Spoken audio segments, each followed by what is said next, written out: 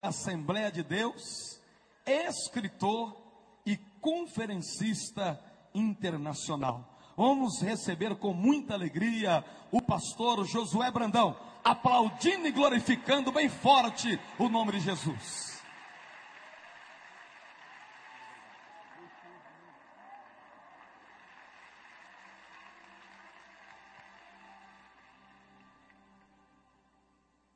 Louvado seja para sempre o nome bendito e santo de Jesus, porque dele e por ele e para ele são todas as coisas.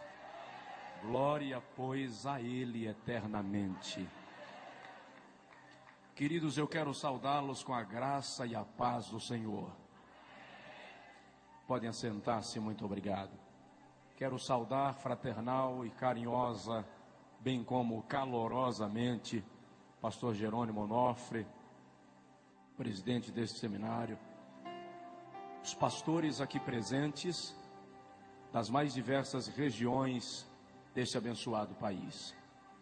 Quero saudar nesta noite, nesta manhã, os irmãos que estão nos telões, aí ao redor, nos 6 auditórios anexos, participando destas manhãs, tardes e noites de ministração da palavra de Deus.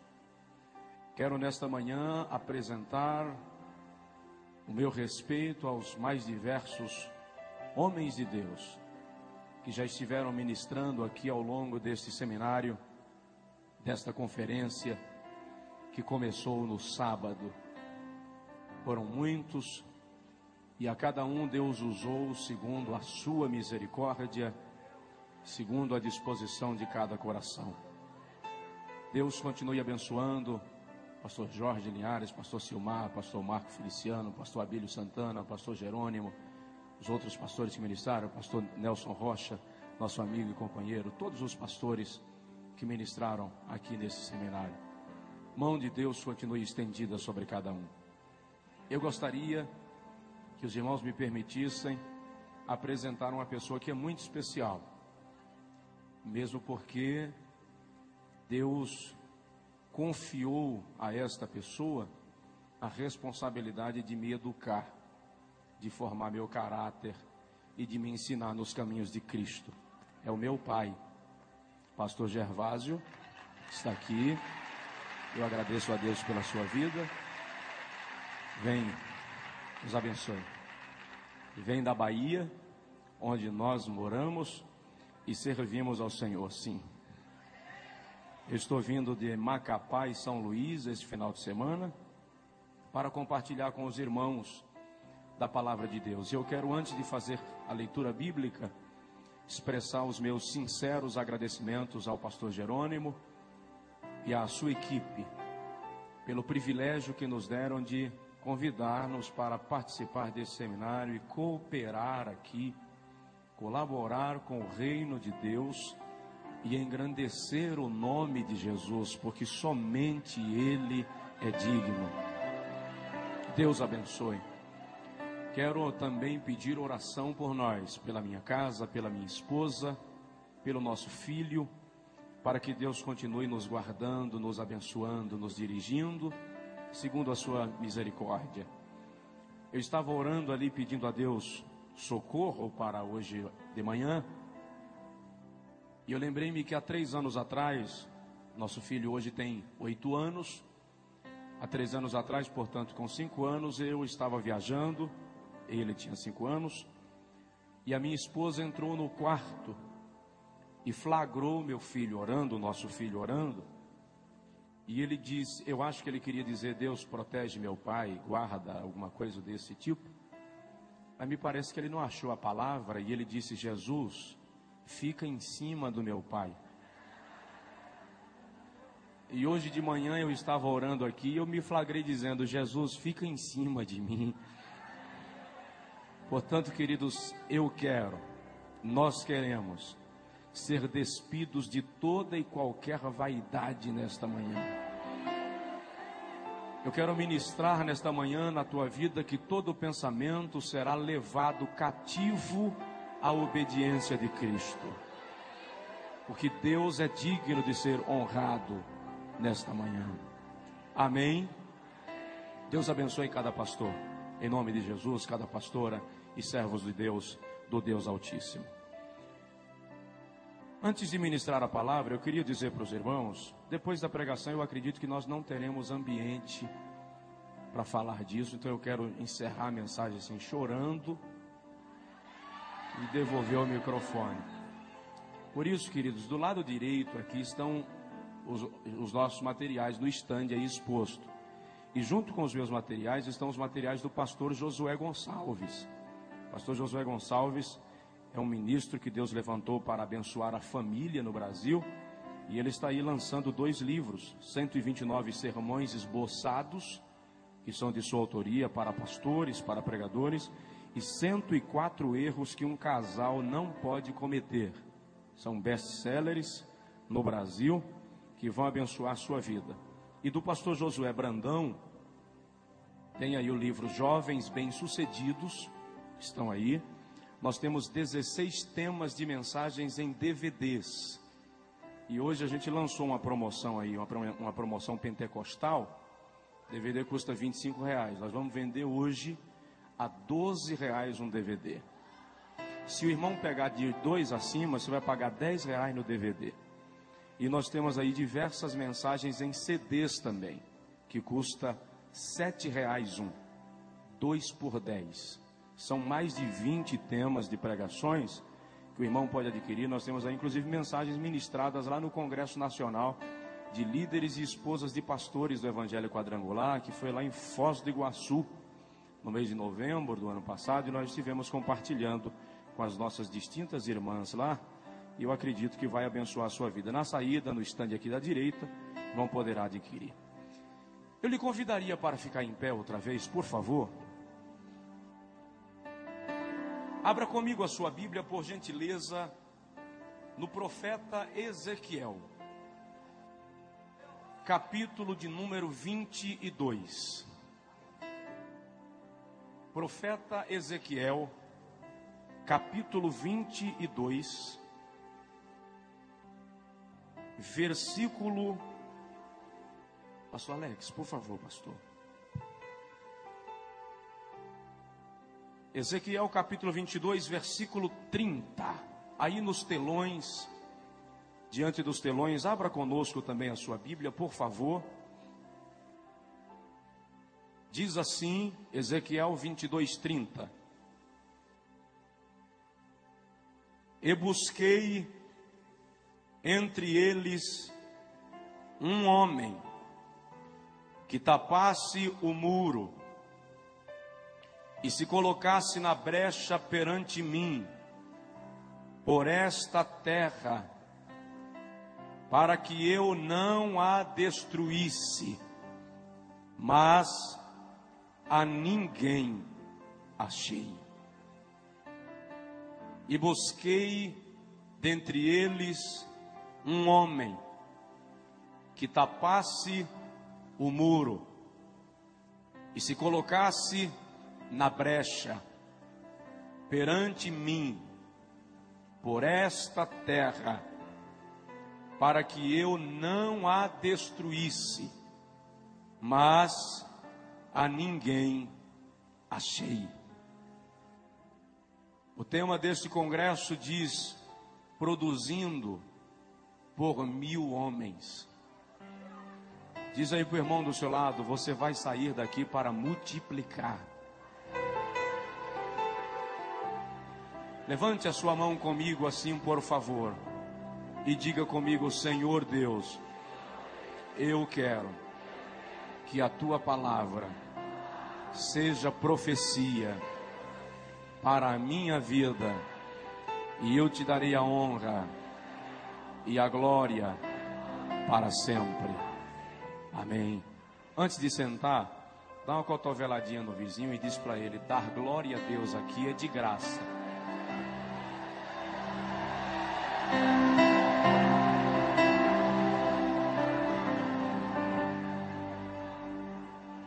Pastor Alex, que esteve em contato comigo, pastor Germano, muito obrigado, amados. Deus abençoe. Obrigado. Eu gostaria de, nesta manhã, refletir com os irmãos sobre o homem que Deus procura. O homem que Deus procura. O profeta Ezequiel exerceu o seu ministério entre os cativos de Judá, que estavam na Babilônia por conta dos pecados e falta de arrependimento da nação. No capítulo 3 do livro do profeta lido, quando o Senhor Jeová o chama para profetizar ao povo, o Senhor também deposita sobre Ezequiel um grau de responsabilidade, na qual o Senhor diz ao profeta: se eu te mandar falar a alguém sobre o seu pecado, e tu não falares, e ele morrer na sua transgressão, o seu pecado ou a sua alma eu requererei de ti. Mas se eu te mandar falar e tu falares, e o ímpio não se converter e morrer no seu pecado, dele próprio requererei a sua alma. O capítulo 22 de Ezequiel, precisamente, retrata-nos um dos momentos mais caóticos da história de Judá e expressa-nos um desalento divino. Quando Deus faz uma observação em todo o contexto judaico, em busca de alguém que pudesse representá-lo diante do povo, e que pudesse representar o povo diante dele. E o Senhor observa que toda a nação havia se corrompido. Filhos não obedeciam aos seus pais. Genros, noras, sogros e sogras já não tinham parâmetros morais. A nação estava completamente submersa na idolatria. As três principais classes de pessoas em Israel eram os reis, profetas e sacerdotes. E o Senhor foi à corte em busca de um rei, de um príncipe, de algum descendente da linhagem real, que pudesse representar o povo. Mas o texto diz que os príncipes estavam com as mãos manchadas de sangue, tomados pela violência, pela injustiça, pela corrupção. Então Deus deixa a corte e vai ao templo, em busca dos sacerdotes. Os sacerdotes eram representantes de Deus, ou representantes do povo diante de Deus. Mas o Senhor se surpreende quando observa que os sacerdotes também não eram fiéis. Eles ofereciam manjares detestáveis no altar de Deus. O seu sacrifício era rejeitado por Deus. Como os sacerdotes não estavam em condição de representar o povo na brecha, o Senhor então vai às montanhas em busca dos profetas. Enquanto os sacerdotes eram representantes do povo diante de Deus, os profetas eram representantes de Deus diante do povo. Mas o Senhor observa que os profetas eram mentirosos, transmitiam mensagem a bel prazer, para agradar as pessoas que lhes ouviam. É quando o Senhor percebe que nem reis, nem sacerdotes, nem profetas estavam em condição, que ele cochicha com Ezequiel e lamenta e diz: eu busquei entre eles um homem que tapasse o muro e estivesse na brecha perante mim por esta terra, para que eu não a destruísse, mas a ninguém achei. É uma tragédia quando o pecado, a corrupção, consegue se estabelecer no meio do povo de Deus, de tal forma que o Senhor não encontra ninguém capaz de interceder, de liderar um movimento de arrependimento e conversão, de conduzir o povo de volta ao avivamento. A igreja moderna está tendendo, está caminhando num rumo de secularismo, num rumo de vaidade e de pecado tão perigoso, que nós estamos começando a nos silenciar como aqueles homens de Judá. Só há uma diferença, é que naqueles dias o Espírito Santo não morava neles, o Espírito Santo vinha sobre eles e depois voltava. Hoje, porém, na dispensação da graça, o Espírito Santo está em nós. Outro dia eu ouvi um pregador dizer que se faltarem homens, Deus vai usar jumenta. Eu disse para ele: no Brasil, jumenta não fala. Porque Deus tem homens e mulheres comprometidos com Ele para profetizar a sua palavra. Quando Golias desafiou a Israel para pelejar, em 1 Samuel capítulo 17, Golias disse: se houver em Israel um homem capaz de lutar comigo e vencer, eu e os filisteus seremos vossos escravos.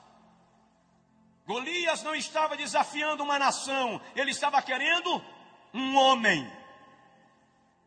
Quando Charles Spurgeon pregava em Chicago, ele disse: o mundo ainda não viu o que Deus pode fazer por meio de um homem que entregar-se nas suas mãos sem reservas.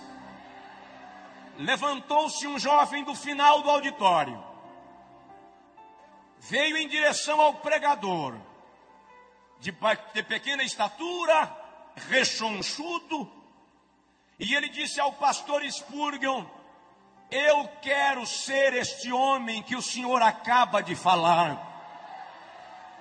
Spurgeon orou por ele. Dwight Lyman Moody é o nome daquele jovem que antes de morrer ganhou para Jesus mais de 1 milhão de almas. Deus está procurando um homem. Quando a seleção brasileira vai jogar, o Brasil para. Se for final de Copa, as fábricas fecham mais cedo. Na Copa lá do Oriente, quando os jogos eram transmitidos aqui pela madrugada, eu vi aeroportos lotados diante de televisores, terminais rodoviários, gente que não dormia de madrugada para assistir o jogo do Brasil. Se 11 homens atrás de uma bola conseguem parar uma nação, imagina uma igreja cheia do poder de Deus, o que é capaz de fazer. Ei, macho, de rei macho de cova. Deus está procurando alguém. Mas que tipo de homem Deus procura? Procuraria Deus um galã para representá-lo nos púlpitos das igrejas. Não, absolutamente, Deus não é diretor de novelas. Procuraria Deus um homem esteticamente perfeito para representá-lo? Não, Deus não é estilista. O homem que Deus procura, em primeiro lugar, tem que ser arrependido como Isaías. Quando o profeta Isaías escreve o capítulo 6, ele diz: no ano em que morreu o rei Uzias, eu vi o Senhor em um alto e sublime trono, e a orla do seu manto cobria os umbrais, e a casa se encheu de glória. E Isaías diz: eu vi serafins. A palavra serafins significa ardentes, aquele que está em chamas. E Isaías diz que os serafins com duas asas cobriam os rostos em reverência à santidade de Deus. Com duas asas cobriam os pés em reverência à missão da igreja. E com duas asas voavam numa disposição de servir. E diziam: Kodesh, Kodesh, Kodesh Yahvé Sabaoth. Santo, Santo, Santo é o Senhor dos exércitos. Aqui e nos auditórios anexos do telão, levante a mão comigo, por favor. Vamos juntos. Santo, Santo, Santo é o Senhor dos exércitos.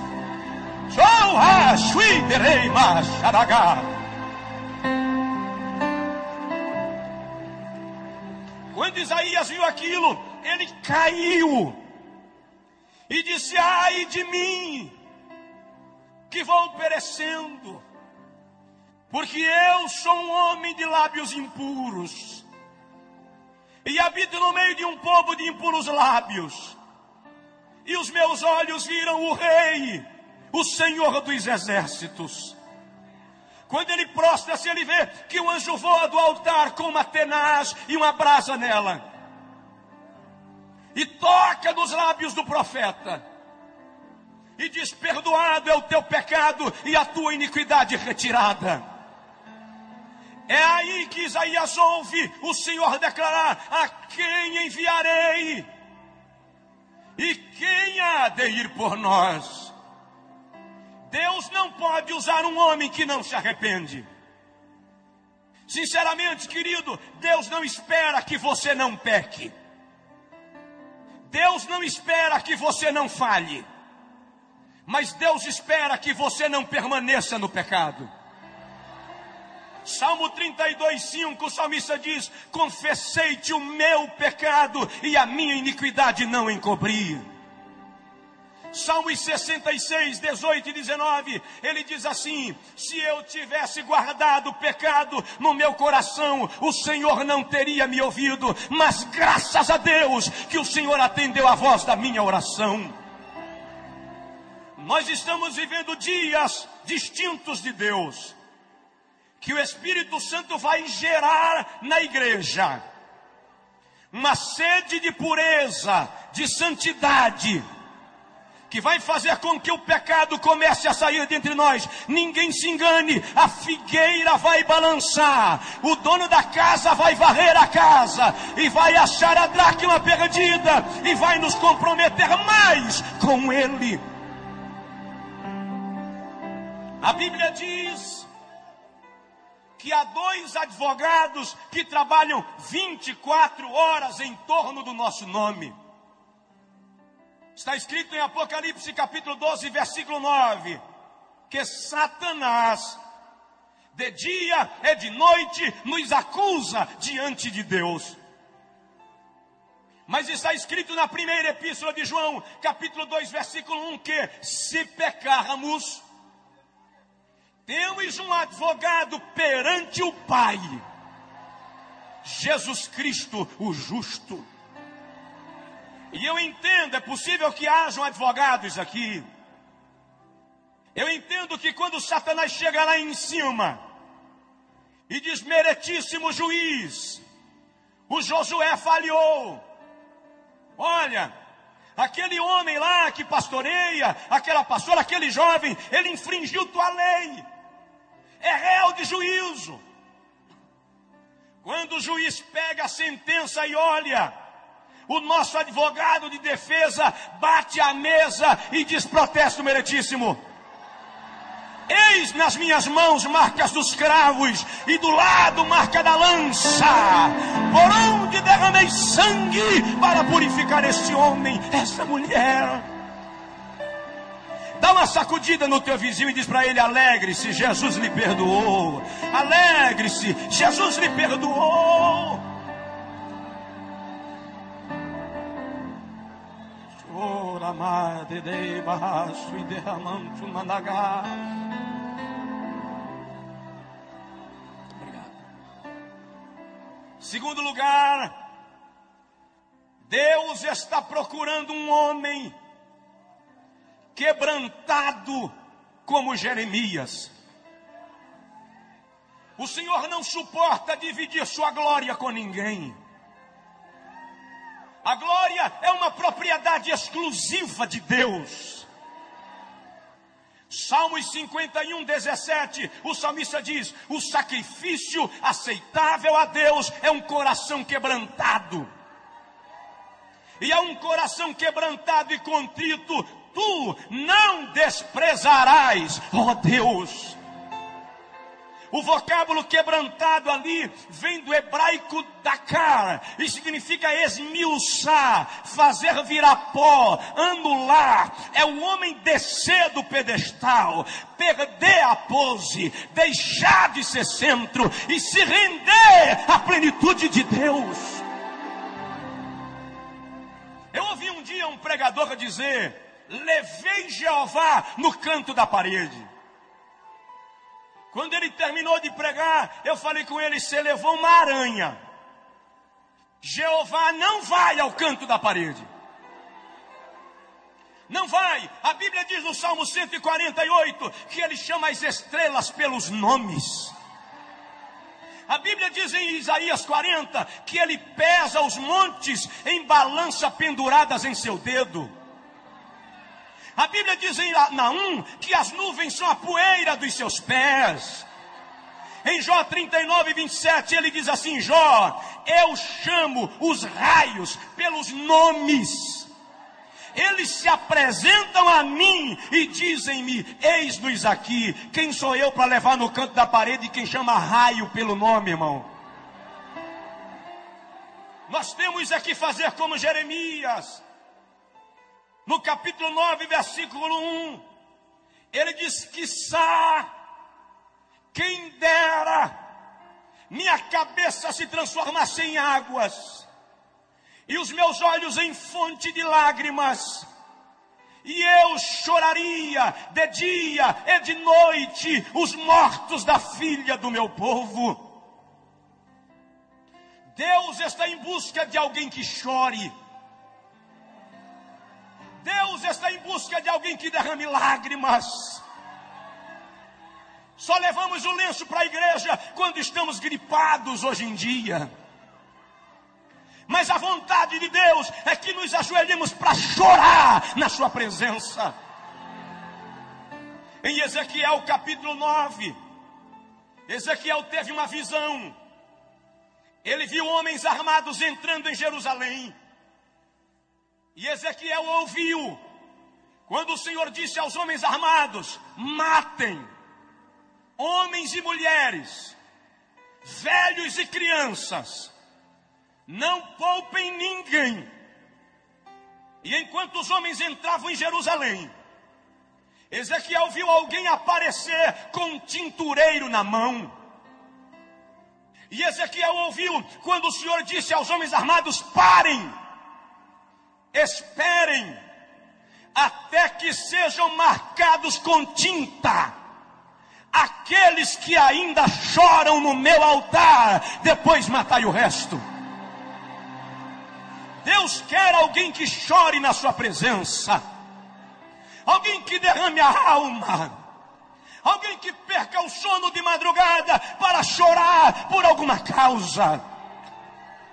Deus está querendo alguém que mais do que fazer graça, se quebrante perante Ele, que mais do que falar de si próprio, experimente seu poder. Você pode não ser um grande pregador, você pode não ser conhecido nem na tua igreja, mas se você chora, Deus conhece você, e isso é o que importa. Oh, aleluia! Está na hora de chorar. Diz aí para o irmão do seu lado: Deus está procurando quem chora.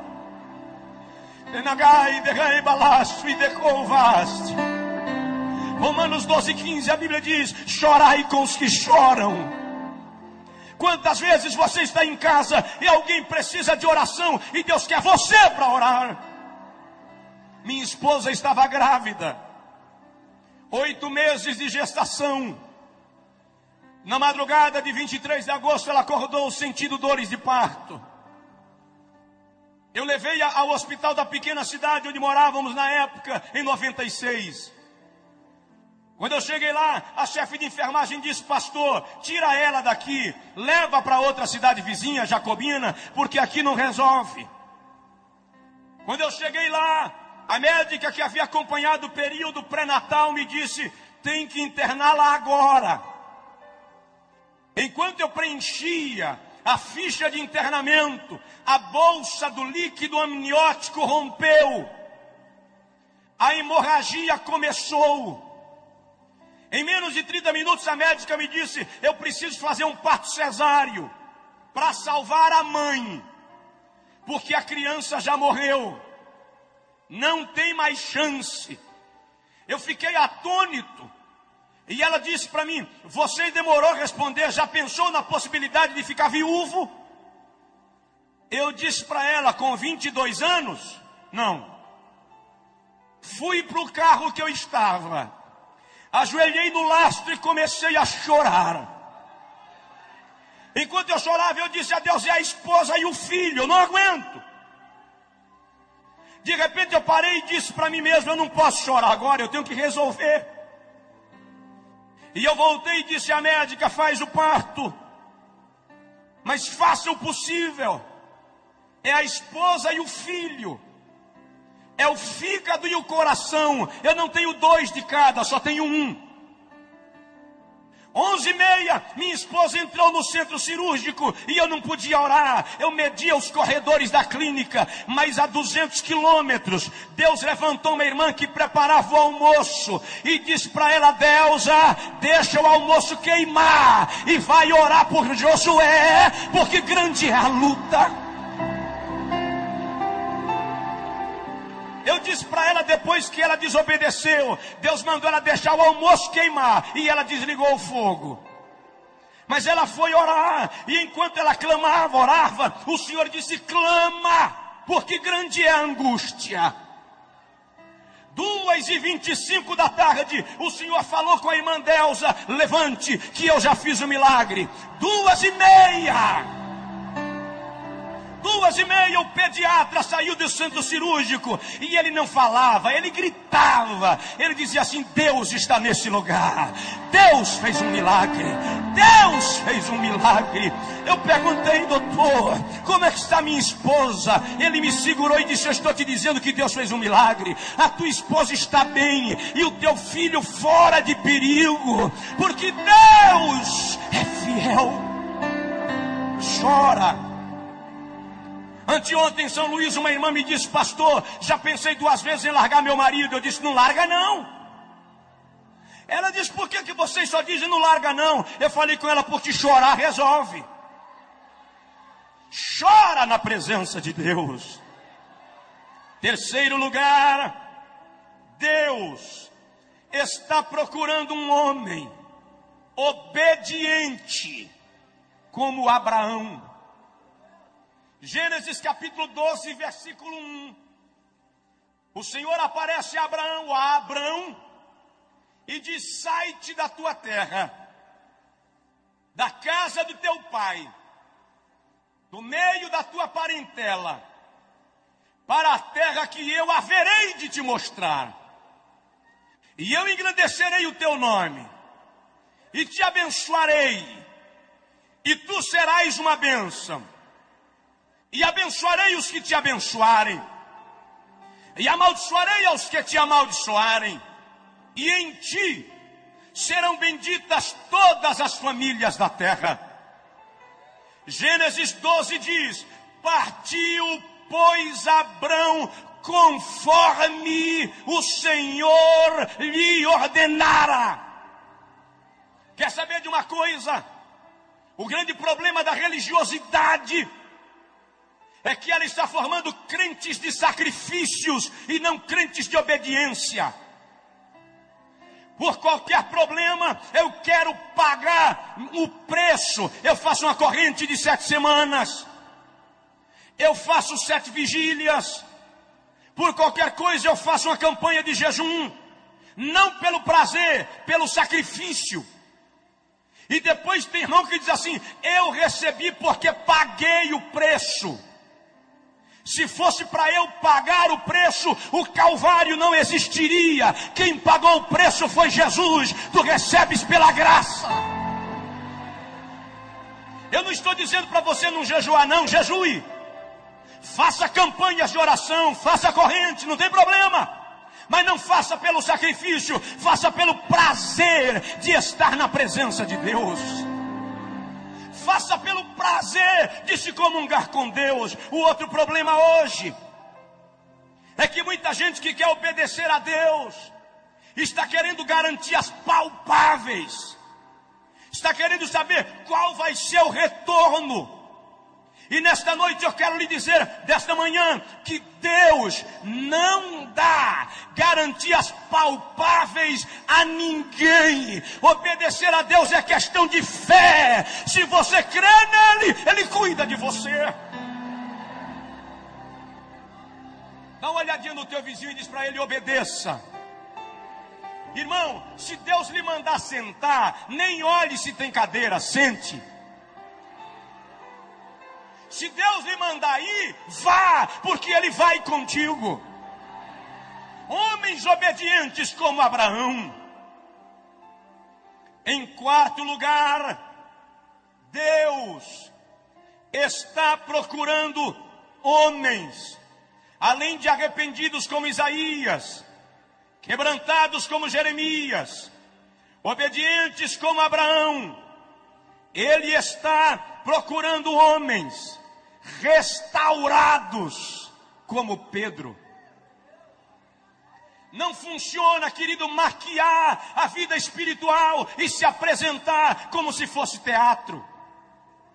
A vida cristã não pode ser movida de atrizismo, de representação, de hipocrisia. A vida cristã não pode ser como carro velho, enferrujado, de pneu liso, motor batido, que você reforma a chaparia, pinta o carro, coloca pneu novo e deixa o motor queimando óleo. Eu posso até enganar você com a minha aparência, mas eu não poderei enganar aquele que conhece e sonda os corações dos homens. É por essa razão que Deus quer nos restaurar de dentro para fora. Eu lembro agora de um grande amigo de Jesus, Pedro. Pedro falhou feio com Jesus. Jesus já estava sendo julgado. E Pedro estava se aquecendo lá fora. De repente alguém olhou para Pedro no meio do círculo e disse: você parece com o Nazareno. Pedro disse: nunca ouvi falar. Saiu para o vestiário. Quando chegou lá, a empregada de Pilatos, arrumando os armários, olhou para Pedro e disse: eu acho que já vi você andando com o Nazareno. A Bíblia diz, Lucas diz, que Pedro saiu resmungando, reclamando. Eu imagino Pedro nervoso, dando tapa na parede. Enquanto ele passou reclamando, alguém disse: a tua fala te condena. crente até nervoso parece crente. Lucas diz que quando Pedro negou a terceira vez, só Lucas dá esse detalhe, ele diz que Jesus olhou para Pedro. Jesus não disse nada, apenas olhou para Pedro. O olhar de Jesus arrebentou Pedro. E Pedro foi chorar amargamente. Andei com ele 3 anos e o neguei. Eu caminhei sobre as águas. Fui eu quem tirei a moeda da boca do peixe. Como é que eu posso ter negado? E Pedro chora. Mas Jesus ressuscitou. Ele não ficou no túmulo.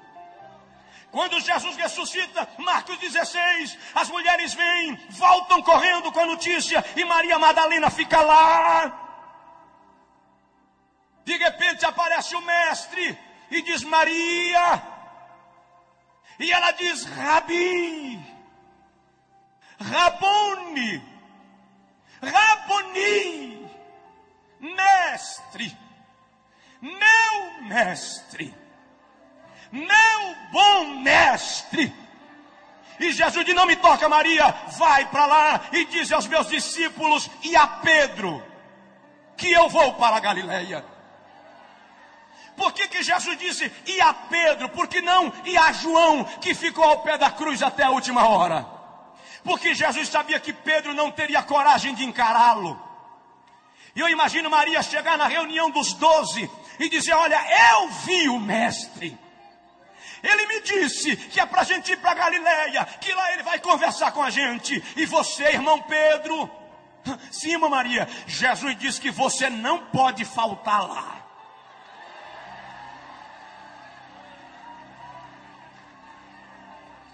Em João capítulo 21, quando Jesus chega à beira do mar da Galileia, Pedro e João estavam pescando. Alguém gritou da praia, Pedro, João, é o mestre. João pulou dentro da água e veio em direção ao mestre. Pedro pulou dentro da água e se escondeu atrás do barco. Ele não tinha coragem de ver Jesus. Mas Jesus ficou lá fora comendo peixe com mel e esperando Pedro voltar. Quando começou a esfriar e Pedro não aguentou mais ficar lá, ele gritou, João, joga minha capa. Diz aí pro teu vizinho, Deus espera você. Ei, rachou, leanda da. Tem gente que veio para esse congresso arrebentado por dentro, fragmentado. Deus estava esperando você aqui. Pedro saiu meio sem graça, não se envolveu com o grupo, ficou meio de fora, todo mundo comia peixe. De repente Pedro se sente à vontade, vai lá, tira um pedacinho do peixe. Quando ele vai pegando, Jesus diz, Pedro, João 21:15. Pedro disse, sim, mestre, você me ama? Pedro para e diz, Senhor, eu gosto de ti. Na versão portuguesa está eu te amo, mas o amor fileó é gostar. Jesus diz, tá, Pedro, come o peixe. Pedro come, se sente já meio à vontade, vai pegar de novo um pedacinho de peixe. Quando vai pegando, o mestre diz, Pedro, sim senhor, você me ama, Pedro? Senhor, eu gosto muito de ti, agapaó. Come, Pedro. E Pedro vai comendo e vai se envolvendo. Quando ele vai de novo, o mestre diz, Pedro, sim, Senhor, você me ama? A Bíblia diz que Pedro entristeceu-se. Mas aquela tristeza é porque Jesus atingiu a ferida de Pedro. Jesus chegou no problema de Pedro. Ele tirou o cascão. Pedro olhou para o mestre e disse: Senhor, tu sabes que eu te amo. Jesus estava restaurando Pedro. Jesus estava refazendo a vida de Pedro. Depois é Pedro que aparece em Atos 3,19, num dos versículos mais belos das pregações de Pedro, quando ele diz: convertei-vos e virá os tempos do refrigério. Tempo de refrigério no original grego é tempo de restauração. Deus não lhe chamou para viver despedaçado e no prejuízo da fé. Ele quer restaurar a tua vida. Deus quer restaurar as tuas emoções, curar a tua alma. Esposa, tu que viestes ferida e Satanás te convenceu que os homens são todos iguais, ninguém presta. Eu vim te dizer nesta manhã que o Espírito de Deus quer curar o teu coração. Ele quer te fazer voltar para casa abençoada. Levante a sua mão assim comigo, por favor, aqui nos telões, e diga comigo: Senhor Jesus, eu quero ser um instrumento de restauração. Se for possível, coloque a mão no ombro do irmão do seu lado, ou pegue na mão dele e dê uma palavra profética de vitória, de restauração, de milagre na vida desta pessoa, porque tu não vais sair daqui do jeito que viestes. É tempo de restauração. Deus está procurando homens restaurados. Deus está querendo mudar você. Oh, rai de coi de racho e de ramandagare bagai. Deus vai restaurar teu lar, restaurar tua família, restaurar a tua vida, quebrar as barreiras. Eu lembro agora de Jó, de como Satanás arrebentou com a vida de Jó. A Bíblia diz que as jumentas foram queimadas, as ovelhas foram queimadas, os jumentos foram levados pelos caldeus, os camelos pelos sabeus. Jó ouviu e não tem problema. Enquanto morre vaca, você recupera. Enquanto morre jumento, você recupera. Mas de repente alguém chega e diz: Jó, os teus filhos. Jó pergunta: o que tem os meus filhos? Satanás mexeu na vida de Jó onde não podia mexer, nos filhos. Olha, Jó, eles estavam na casa do irmão mais velho. Veio um redemoinho com um terremoto e derrubou a casa. Os teus filhos morreram. Até ali Jó aguentou. Mas quando disseram: teus filhos morreram, não deu mais. Coração de pai e mãe não aguenta isso, irmãos. O texto da língua portuguesa diz que Jó prostrou-se a adorar, e adorou. Mas não é só isso. O texto original é o seguinte: quando disseram teus filhos morreram, Jó caiu.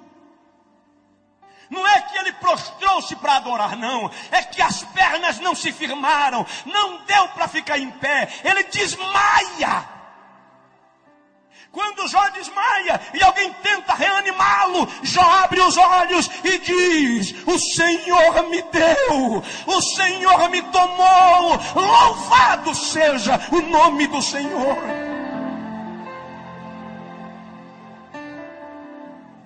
Depois Satanás fere a Jó de úlceras malignas, da planta do pé à cabeça.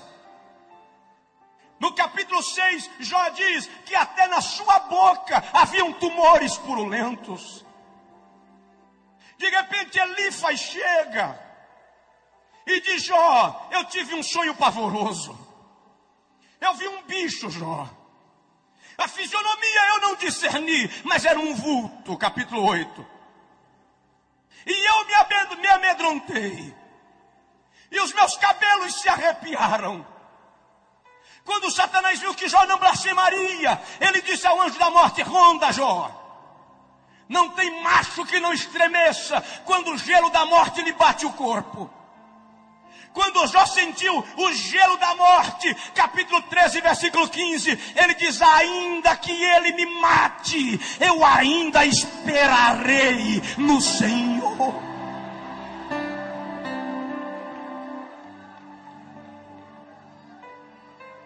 Os amigos de Jó chegaram e disseram: Jó, você pecou. Você deve ter feito algo grave para estar nessa situação. E eles começam a discorrer sabedoria. E o livro de Jó é um dos mais ricos em sabedoria e em ciência. Enquanto eles falam, Jó olha para eles e diz: vocês são inteligentes. Vocês sabem de muitas coisas. Mas eu sei de uma que vocês não sabem. Jó, nessa situação, você consegue saber de quê? Eu sei que o meu Redentor vive, e um dia ele se levantará sobre a terra. Dá uma sacudida no teu vizinho e diz: o Redentor se levantou para você. O Redentor se levantou para você. O Redentor se levantou para você. Eu já vou terminar. Oh, abagamandama, chuiteplas. Sabe de uma coisa que eu quero citar nesta manhã, que não estava naquilo que eu planejava, mas me veio agora. Diz aí para o seu vizinho: Satanás não pode tocar em você. Mas ele tocou em Jó, pastor. Vou lhe mostrar que ele não pode tocar em você. Eu li o livro de Jó versículo por versículo. Estudei versículo por versículo. Eu queria entender por que Deus permitiu aquilo. Eu observei, por exemplo, que por 33 vezes Jó pergunta a Deus por quê. Nem ele entendia. Por 16 vezes Jó lamenta o seu estado. No capítulo 16 ele diz: a minha face está inchada de chorar a falta daqueles que rodeavam a minha mesa, os filhos. No capítulo 11 ele diz: a minha pele se me apega ao corpo, porque aqueles que alegravam a minha casa já não estão comigo.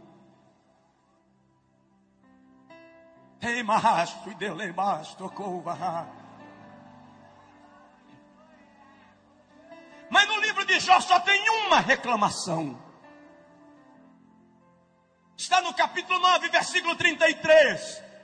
Quando Jó diz: se eu tivesse um árbitro, se eu tivesse um intercessor,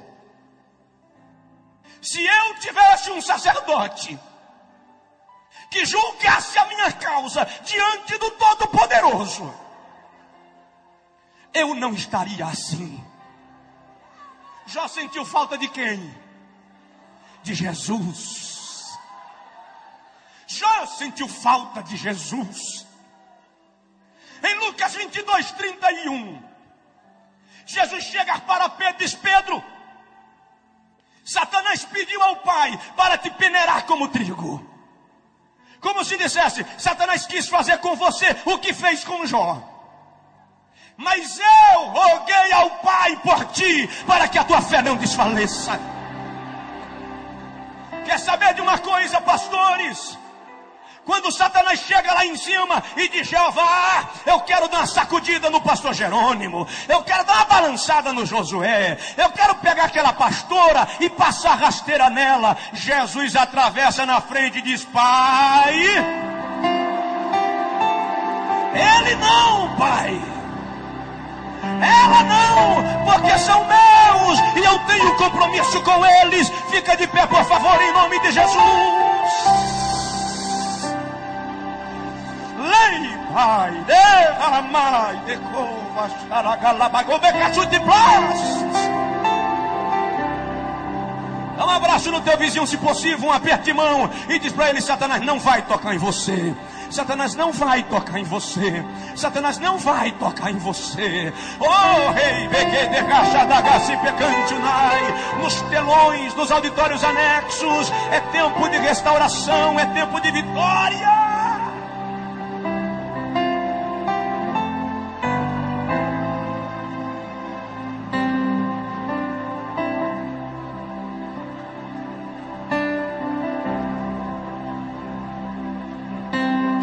Terminar.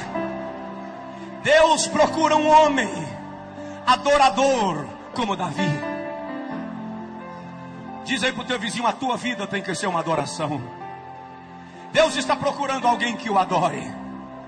A Bíblia diz que o Pai procura verdadeiros adoradores que o adorem em espírito e em verdade.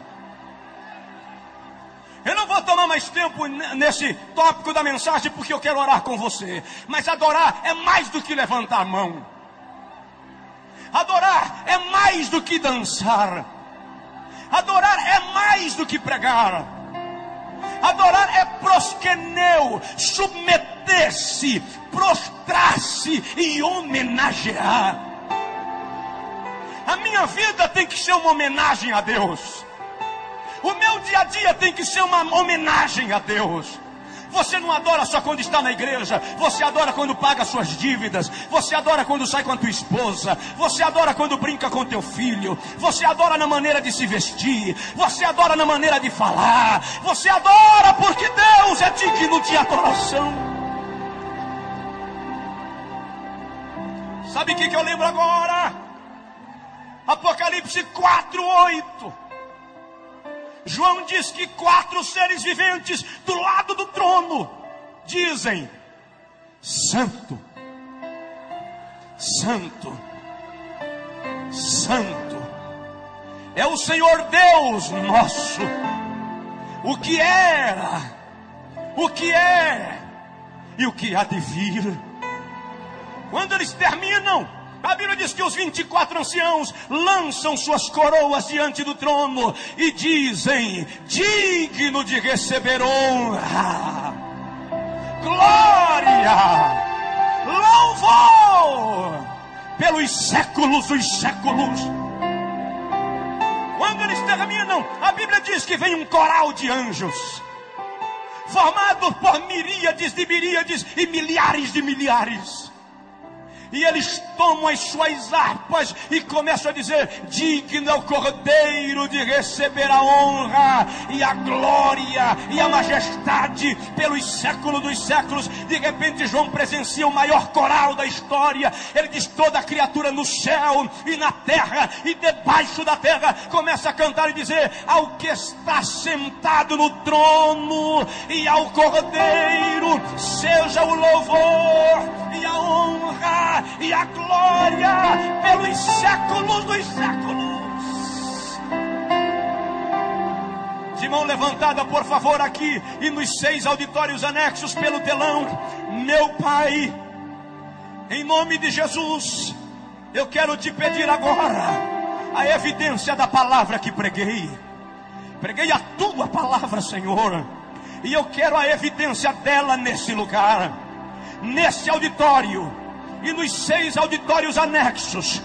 Eu peço agora um manto da tua plenitude estendido aqui. Eu quero crentes sendo curados, sendo batizados, sendo restaurados, sendo completamente abençoados. Eu vou contar até 3 e Deus vai mandar um vento da plenitude. O ruach de Deus vai soprar aqui. Em nome do Pai. 2, em nome do Filho. 3, em nome do Espírito Santo. Receba agora uma descarga do poder de Deus.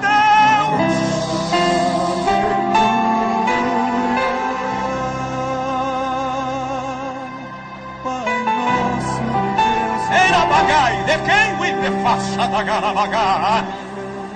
Deus está procurando um homem. Deus está procurando você. Ele te encontrou hoje de manhã. Receba a graça. Louve, adore, adore, adore. Adore, adore, adore, adore. Adore.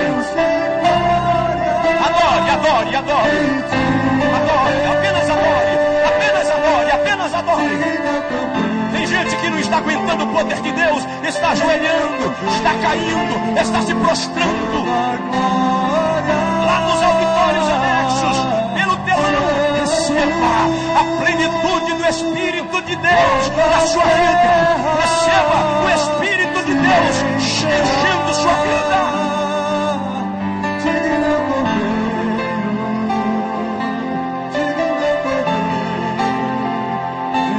É tempo de cura, é tempo de restauração. Deus procura um homem, Deus procura alguém.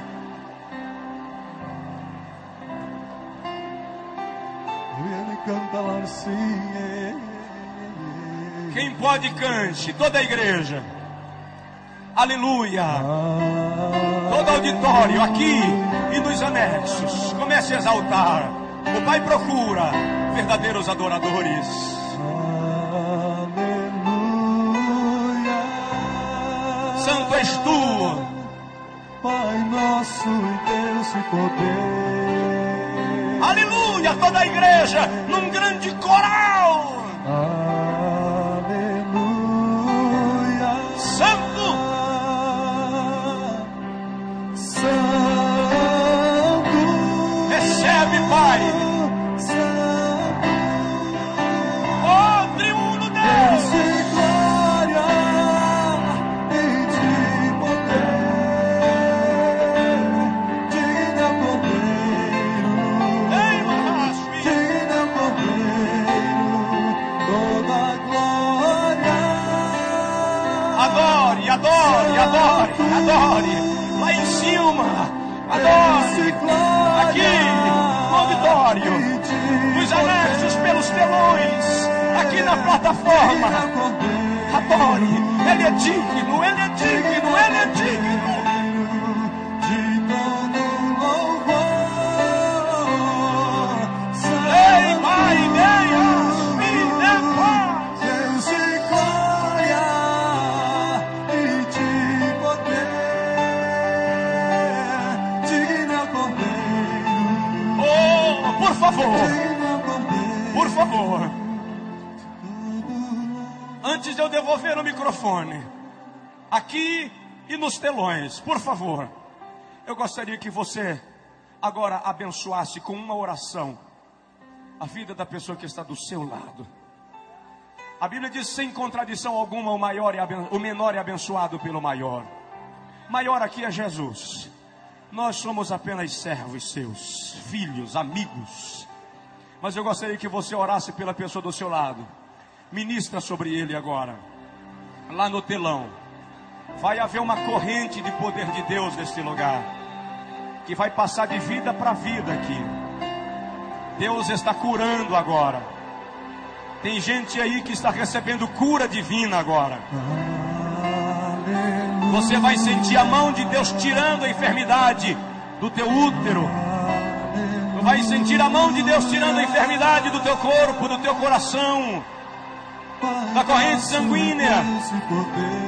Aleluia, pastor Jerônimo, pastores que coordenam esse seminário. A plenitude de Deus continue sobre as vossas vidas. A unção de Deus continue sobre vós. Pastores que ministraram nesse seminário, os que ainda estão aqui, os que já foram, a mão de Deus continue sobre vocês.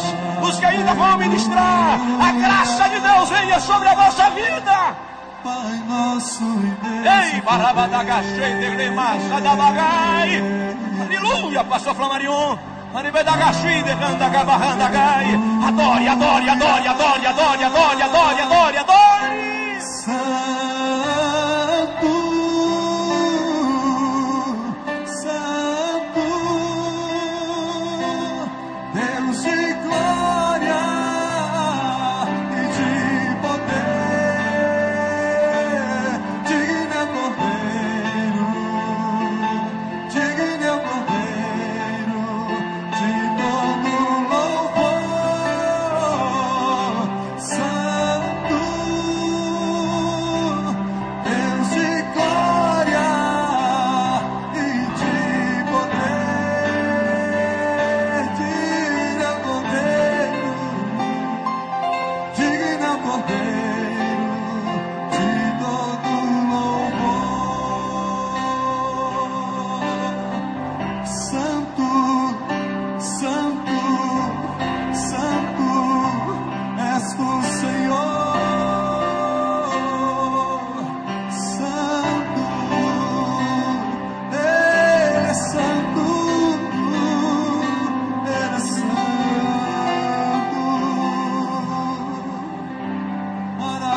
nosso